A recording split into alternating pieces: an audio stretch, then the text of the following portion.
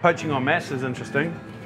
So I always pre-poach eggs because the stress of doing it at the last minute is just too much. The amount of vinegar you want in here is just, who cares, man? The more the merrier.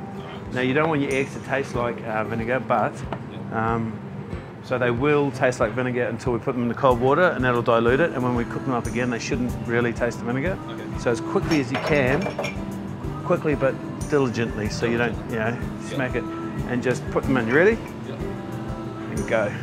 Do your thing. Faster over, slowly in. Faster out. Fast over, slowly in. Perfect. All right, so while we're waiting for that, it'll take about 2 minutes. Okay. We break some more eggs. Okay, so right now they're perfectly poached, yes. Right? Yep. Same. So it's pretty hard to grab them all at once. Yep. If you can, you do, but you go, right, I'm going to try and split them up. Yep. Put a division between them, spread some rumours. I don't want too much water travelling over there because that cold water will get warm quite fast. Yep. And then nice. Our job is done on that one, right?